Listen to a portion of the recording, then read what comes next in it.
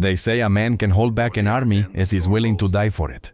I know it's true, because I watched Tommy Brennan do it with nothing but a worn-out anti-tank gun, in what the lieutenant later called a suicidal point of view. It was December of 1944, somewhere in the Ardennes, that the maps couldn't quite agree on. The kind of place that didn't matter until suddenly it was the only thing that mattered in the whole damned war. The snow had been falling for 3 days straight, turning the world into something out of a fairy tale, if fairy tales included frozen corpses and the smell of diesel fuel mixing with blood. You'd think after all these years I'd forget that smell, but some things burn themselves into you deeper than memory. I was 22 years old and thought I'd seen everything war had to offer. North Africa had taught me about heat and sand and how thirst could drive men mad. Italy showed me mountains and mud and what artillery could do to a town that had stood for 1,000 years. But the Ardennes, that frozen hell in December, that's where I learned what one man could do when he stopped caring about tomorrow. Tommy was our anti-tank gunner, a kid from Chicago who'd lied about his age to enlist. Couldn't have been more than 19. Though he swore up and down he was 21.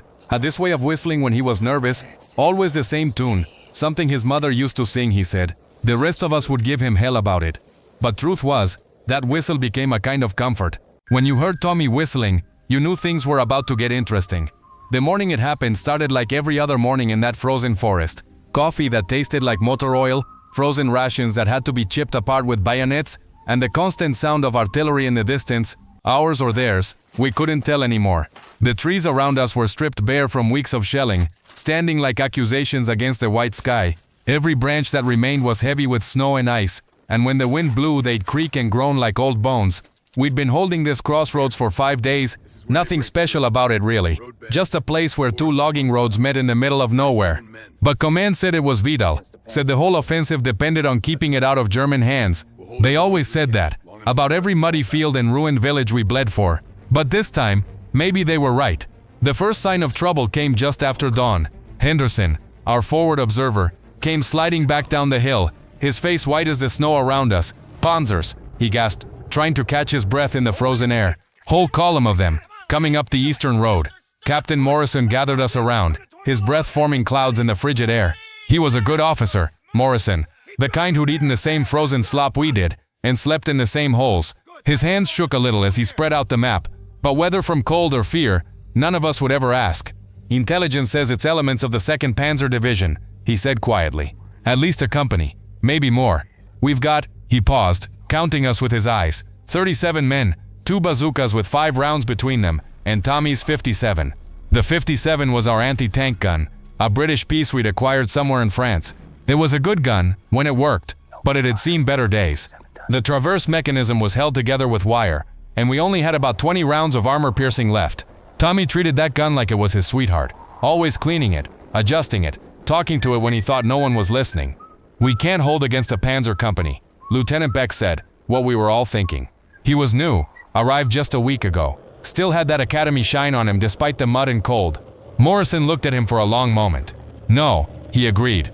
We can't, but we're going to try. Division says reinforcements are 12 hours out. We hold until then, or we fall back to the secondary position. The secondary position was a polite way of saying retreat. We all knew what that meant. The crossroads would fall, the Germans would pour through, and all those boys behind us would get hit from a direction they weren't expecting. How many times had we seen it happen? I helped Tommy position the 57. We found a spot where a fallen tree had created a natural embankment, giving us cover and a clear line of sight down the eastern road. The snow was deep there, up to our waists in places, and by the time we got the gun in position, we were both soaked with sweat that immediately began to freeze against our skin. Good spot, Tommy said, sighting down the barrel. They'll have to come straight at us. No room to maneuver off the road in the snow. I looked at where he was pointing. The road ran straight for about 300 yards before curving out of sight. On either side, the forest pressed in close, and the deep snow would bog down anything that tried to go around. It was a good position if you didn't think too hard about what would happen when the Panzer started shooting back. Tommy, I started to say, but he cut me off with that grin of his. I know what you're thinking, Sarge. This is what my old man would call a situation. But hell, we've been in situations before. We spent the next hour preparing. The other boys dug in along the tree line, creating interlocking fields of fire. The 2 bazooka teams positioned themselves where they could hit the flanks of anything coming down the road. Morrison had us pile snow in front of our positions, pack it down hard. It wouldn't stop a tank shell, but it might slow down the machine gun rounds. The waiting was the worst part. Always is. Your mind starts playing tricks on you, making you hear engines that aren't there, seeing movement in every shadow. Some of the boys prayed, others wrote letters they'd never send. Tommy just sat there, one hand on his gun, whistling that damned tune.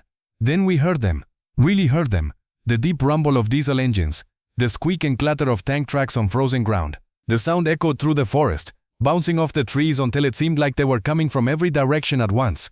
I watched Tommy's face change, saw him stop whistling mid-note. His hands moved over the gun, checking everything one more time. The first Panzer came around the curve slowly, carefully. A Panther, its long barrel sweeping back and forth like a predator sniffing for prey. The white camouflage paint was dirty and streaked, and I could see the crew's heads poking out of the hatches.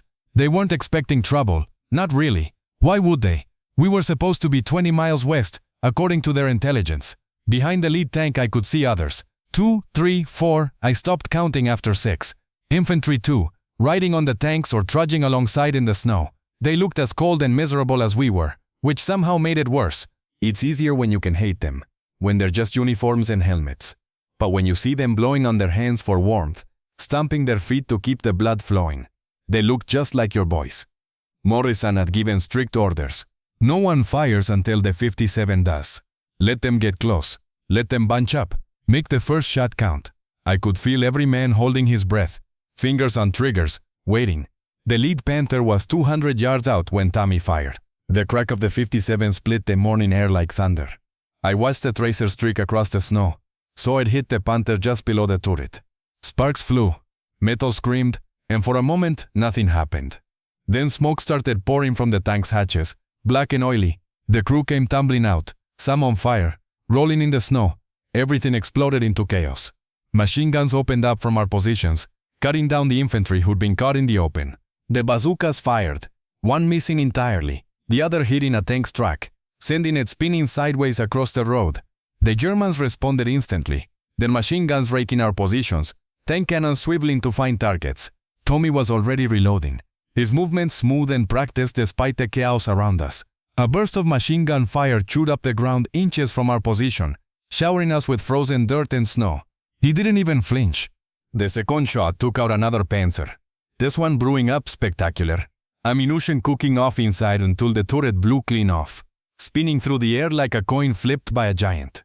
But now the Germans knew where we were. I watched a Panzer Quartos turret turn toward us, that long barrel swinging around like the finger of death. "Tommy, move," I shouted, but he was already firing again. This shot glanced off the Panzer's frontal armor, the tracer ricocheting up into the trees. The German tank fired back. The shell hit just in front of our position, the explosion lifting me off my feet and slamming me into a tree. My ears rang, my vision blurred, and when I could focus again, I saw Tommy still at his gun, blood running from a gash on his forehead, reloading again. The Germans were trying to deploy, to spread out, but the road and the snow trapped them. Tanks were backing into each other, infantry diving for whatever cover they could find. Our machine guns kept up a steady fire, but I could see boys falling along our line too. Henderson took a round through the throat, dropped without a sound. The kid next to him, Phillips, just sat there staring before someone pulled him down into cover. Another tank round screamed overhead, exploding in the trees behind us. Shrapnel whistled through the air, that distinctive sound you never forget. Someone was screaming, calling for a medic, but Doc was already moving, crawling through the snow from position to position. Tommy fired again and again, each shot placed carefully, deliberately. Not all of them penetrated, but every hit caused chaos, forced the Germans to react, kept them bunched up on that narrow road. I tried to help, feeding him shells, but my hands were shaking so bad I could barely lift them. The Germans pulled back, not a retreat, just regrouping, getting organized. We could hear officers shouting orders, engines revving. They'd be back, and this time they'd be ready for us. Morrison crawled over to our position during the lull, half his face covered in blood from a shrapnel wound. "How many rounds left?" Tommy checked. 6 armor-piercing, 4 high explosive. Morrison looked down the road at the burning tanks, the bodies in the snow. "They'll flank us next time. Send infantry through the woods, while the tanks keep us pinned." We all knew what he wasn't saying. We couldn't stop that. Not with 37 men. Well, 31 now, after that first attack. "Pull back," Morrison said finally. "We've bloodied them enough. No shaming, nah." Tommy's voice was quiet, but firm. "Sir, with respect, nah. I can hold them here. This position, this gun, I can hold them here. Morrison stared at him. Son, that's suicide. Tommy actually smiled. Maybe, but how long would it take them to clear one destroyed tank off this road? 2, 3, in this snow with the forest pressing in. Hours, sir. I can give you hours. I understood then what he was thinking. If he could knock out enough tanks on that narrow road, create a bottleneck of burning steel, the Germans would have to stop and clear it before they could advance. In this terrain, with the snow and the trees, they couldn't go around. They'd have to sit there and wait, while engineers cleared the road, and every minute they waited was a minute closer to our reinforcements arriving. It was brilliant. It was insane. It was absolutely suicidal. Morrison understood too. I could see it in his eyes. The terrible mathematics of war. One man's life against hours of delay. Hours that might save the whole line. The rest of us pull back, Tommy continued. You'll need every man for the secondary position. I'll stay here with the 57. When I'm out of AP rounds, I'll spike the gun and fade into the forest. We all knew he was lying about that last part. Morrison was quiet for a long moment. Snow was starting to fall again. Heavy flakes that would soon cover the bodies and the blood. I can't order you to do this, son. You're not ordering, I'm volunteering. They looked at each other, these two men, one barely out of his teens, the other old at 28. Finally Morrison nodded. God help you, Tommy. The pullback was organized, disciplined. Half the unit moved while the other half covered. Then they switched. The wounded went first, carried between walking men. I was supposed to go with the first group, but I couldn't leave. Not yet. Tommy. Go on, Sarge. This is my dance. You don't have to do this. He was checking the gun again, making small adjustments. You remember what you told me in Italy? About how sometimes in war, you find yourself in a position where you can make a difference, where one man, in the right place, at the right time, can change everything.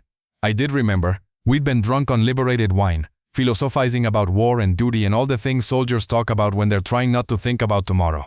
I didn't mean, I know what you meant. He looked at me then, really looked at me. This is my place, Sarge. This is my time. Let me make it count. The Germans were coming back. We could hear the engines again. Closer now. Morrison grabbed my arm, pulled me away. The last thing I saw was Tommy Brennan, alone at his gun, snow starting to cover his helmet, whistling that tune his mother used to sing. The rest of us fell back to the secondary position, a series of hastily dug foxholes on a ridge overlooking the crossroads. From there, we could see everything that happened next. The Germans came back hard. They'd learned from the first attack. Infantry moved through the trees on both flanks, while the tanks advanced down the road, all guns blazing. The forest erupted with gunfire and explosions. Trees shattered under the barrage, splinters flying like arrows. Through it all, we could hear the 57 firing. Steady, methodical. Every shot followed by an explosion, a scream of metal, the sound of a diesel engine dying. Tommy was picking them off with impossible accuracy, turning that narrow road into a graveyard of steel. The Germans tried everything. They sent infantry forward to assault his position, but Tommy had a Thompson submachine gun he'd been saving, cut them down as they struggled through the snow. They tried to use smoke, but the wind blew it away. They brought up a self-propelled gun to hammer his position, but Tommy got it with his third shot. The explosion spectacular in the white landscape. For 3 hours, one man held up an entire Panzer company. I watched through Morrison's binoculars, though I wished I hadn't. I could see when they finally got him. Not with a tank. He'd created such a jam on the road that they couldn't get a clear shot anymore. He was a sniper, had to be. One moment Tommy was firing. The next he was slumped over his gun. But even then the Germans couldn't advance. The road was completely blocked with destroyed vehicles, at least 8 tanks and several half-tracks burning or disabled. They had to bring up engineers and recovery vehicles, working under constant threat of our sniper fire from the ridge. It took them another 4 hours to clear enough of a path to continue their advance. By then, our reinforcements had arrived. A full battalion of the 82nd Airborne, tough boys who'd been through hell in Normandy and Holland. They hit the Germans just as they were trying to push through the crossroads, exhausted and disorganized from their long delay. The attack shattered against our reinforced lines, and by nightfall, the Germans were in full retreat. We found Tommy the next morning. He was still at his gun, frozen to it really, his hand on the traverse wheel like he was still aiming. The snow had covered him during the night, turned him into just another white shape in a white landscape. Around his position, we counted 43 dead German infantry. The 57 had fired all 20 rounds, 18 hits, 12 kills, numbers that shouldn't have been possible. Morrison put him in for the Medal of Honor. Don't know if he ever got it. Lot of heroes in that war, lot of paperwork that got lost. But everyone who was there, everyone who saw what one kid from Chicago did with an old British anti-tank gun, and what the lieutenant called a suicidal point of view, we knew. They buried him in a temporary cemetery near the crossroads, one white cross among hundreds. I went back after the war, tried to find it, but they'd moved all the bodies to the big cemetery in Henry Chapelle. Rows and rows of white crosses, all exactly the same. Couldn't find Tommy's. Maybe that's fitting. He never wanted to be special, just wanted to do his part. But I still hear that tune sometimes, the one his mother used to sing. I'll be in a store, or walking down the street, and someone will whistle it, and I'm back there, back in that frozen forest, watching a 19-year-old boy hold back an army because he could, because someone had to, because in that moment, in that place, one man's courage was worth more than a dozen tanks. They tell you in training that anti-tank guns are defensive weapons, that their job is to delay and disrupt, not to stop an armored advance. They tell you about fields of fire and displacement after shooting and survival techniques. What they don't tell you is that sometimes, if you're willing to pay the price, one gun and one gunner can change everything. I'm an old man now. My hands shake when I try to write. My eyes aren't what they were. Most of the boys from the unit are gone. Morrison died in Korea, still leading from the front. Henderson's name is on a wall in Washington. The others, they just faded away, like old soldiers do. But Tommy, he's still there, in that frozen forest, still at his gun, still holding the line. Sometimes my grandchildren ask me about the war. They want to know if I was a hero, if I killed Nazis, if I was scared. I tell them the truth. I was terrified every single day. I tell them about the cold and the hunger and the friends who didn't come home. But mostly, I tell them about Tommy Brennan, who held a crossroads for 3 hours with nothing but an old gun and the kind of courage most of us only pretend to have. They ask me if it was worth it, his sacrifice, one life for a few hours of delay. I don't know how to explain to them that in war, that's not how you measure things. You don't weigh lives like grain at a market. Tommy didn't die to hold a crossroads. He died to give 31 exhausted soldiers time to reach safety. He died to let reinforcements arrive. He died so that a German breakthrough didn't roll up our entire line. He died because in that moment dying was the most useful thing he could do, and he was the kind of man who did useful things. But mostly, I think Tommy died because he could. Because he had found that perfect intersection of skill, equipment, and opportunity where one man could make a difference. How many of us ever get that chance? How many of us would take it if we did? The historians say the Battle of the Bulge was won by superior Allied logistics, by air power, by the weather clearing and allowing our planes to fly. They talk about Patton's Third Army and the relief of Bastogne. All true, every word of it. But for those of us who were there, in the small fights that made up the big battle, we knew better. The Bulge was won by 1,000 Tommy Brennans, holding 1,000 crossroads, buying time with their lives. I went back to that crossroads one more time, in the 70s. Took my son, wanted him to understand where his middle name came from. The forest had grown back, thick and green. The road was paved now, cars speeding through without a thought. There was no sign of what had happened there. No monument, no marker, just trees and road, and the sound of birds. We stood there for a while, my son and I tried to explain it to him. How this unremarkable piece of ground had meant everything for a few hours in December 1944. How a boy not much older than him had made a choice that rippled out through history in ways we'd never fully know. He listened politely, but I could tell he didn't really understand. How could he? He'd grown up in a world where wars were things on television, where sacrifice was an abstract concept, where heroes were people in movies. Maybe that's good. Maybe that's what Tommy was fighting for. A world where his kind of courage wasn't necessary anymore. A world where 19-year-old boys didn't have to make impossible choices in frozen forests. But I remember, on cold mornings, when the arthritis is bad and I can barely get out of bed, I remember Tommy Brennan, frozen to his gun, still fighting. On quiet nights, when I can't sleep and the past feels closer than the present, I hear that whistle, that tune his mother sang, and I remember what Morrison said, after we'd retaken the crossroads and counted the cost. That boy didn't have a suicidal point of view. He just understood the situation better than the rest of us. The VA counselor, years later, told me I had survivor's guilt, said it was common, that I shouldn't blame myself for living when others died. But that's not it. Not really. I don't feel guilty for surviving. I feel guilty for not being Tommy Brennan, for not having that kind of clarity, that kind of courage. Most of us, we fought because we had to, because we were there, because our friends were counting on us. Tommy fought because he saw an opportunity to matter, to make his life count for something definitive and real, and he took it without hesitation. They gave out a lot of medals in that war. Brave men doing brave things, saving lives, taking objectives, leading charges. But the bravest thing I ever saw wasn't a charge or a rescue or a feat of leadership. It was a kid from Chicago, alone at his gun, methodically destroying German tanks while death closed in around him, buying time with his life because time was what we needed most.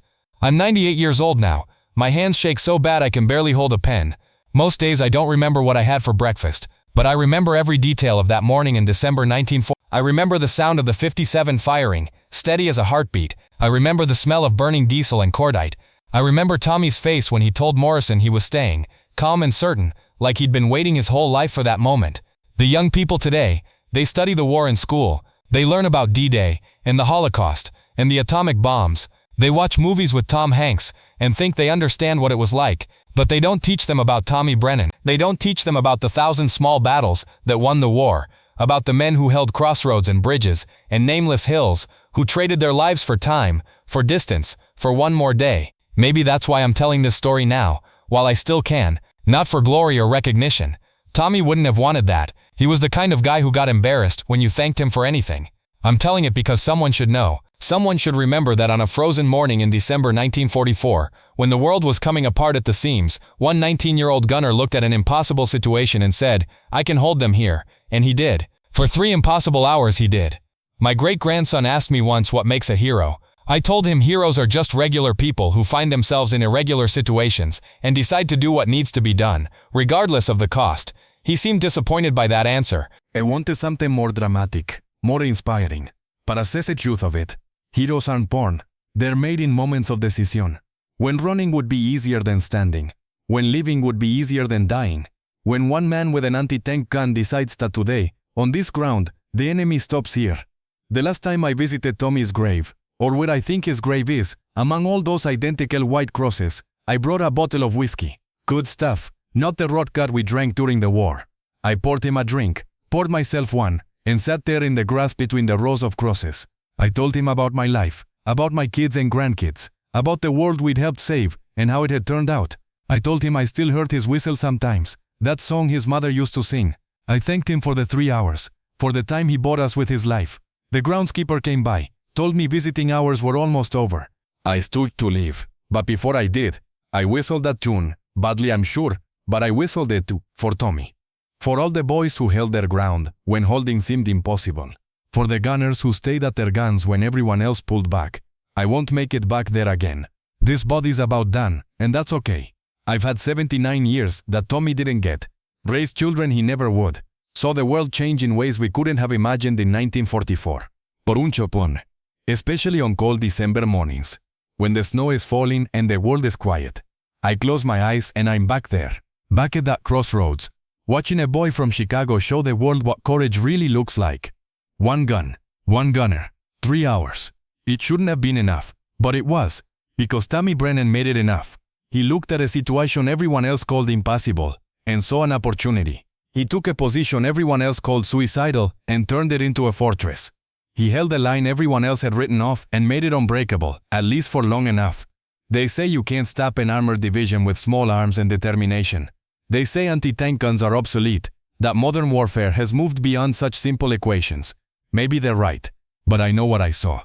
I know what one man with the right weapon in the right place with the right mindset can do. I know that sometimes, when everything depends on buying time, someone has to be willing to pay for it in the only currency that matters. Tommy Brennan taught me that, taught all of us that. And if there's a heaven, and if soldiers get to go there despite what we've done, I hope Tommy's up there still, finally at peace, no longer needing to hold any lines. But knowing him, he's probably found another crossroads to defend, another position that needs holding, another place where one man's courage can make all the difference. Because that's what heroes do. They hold the line, even when the line seems impossible to hold, even when holding it means everything, even when letting go would be so much easier. 3 hours, one gunner, a crossroads in the Ardennes that you won't find in any history book. But I was there, I saw it, and I'm telling you now, before I'm gone, and this story goes with me, we won that war one crossroads at a time, one Tommy Brennan at a time, one impossible stand at a time. The snow's falling outside my window now. It's December again, always seems to snow in December these days. I watch it fall, and I think about Tommy, about all the Tommies, standing at their guns in 100 winters, in 1,000 forgotten battles, trading everything they had, and everything they'd ever be for just a little more time. Time.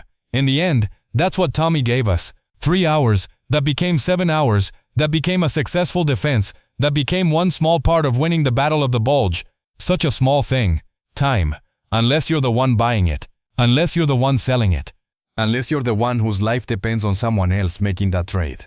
I'll be gone soon. The doctors don't say it, but I can see it in their eyes. That's fine. I'm tired, and everyone I wanted to see again has gone on ahead. But before I go, I needed to tell the story one more time.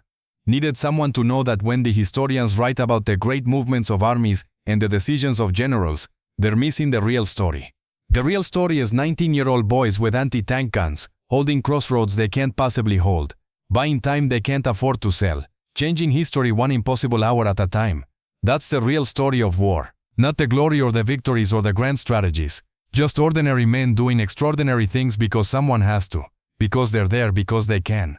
Tommy Brennan, Chicago, Illinois. 19 years old. Anti-tank gunner. Hero. Remember that name. Remember what he did. Remember that sometimes, when everything looks impossible, one person at the right place at the right time, with the right kind of courage can change everything. Even if it costs them everything. Especially then. The snow's getting heavier now. Through my window, the world is turning white, covering everything in a clean blanket that hides all the ugliness underneath. It looks like that morning in 1944. Pristine and peaceful before the tanks came. I close my eyes and I can hear it again. The 507 firing, steady and sure, Tommy Brennan's lost song echoing through the frozen forest. 3 hours. It was enough. It had to be enough. And it was. War isn't like the movies. There's no soundtrack, no slow motion, no dramatic last words. There's just the sound of guns, and the smell of fear and boys trying to do impossible things because that's what the moment demands. But sometimes, if you're very lucky or very cursed, you get to see something that stays with you forever. Something that defines not just what courage is, but what it can do. I saw that on a December morning in 1944, when Tommy Brennan showed us all what one man can do when he stops calculating odds and starts calculating time.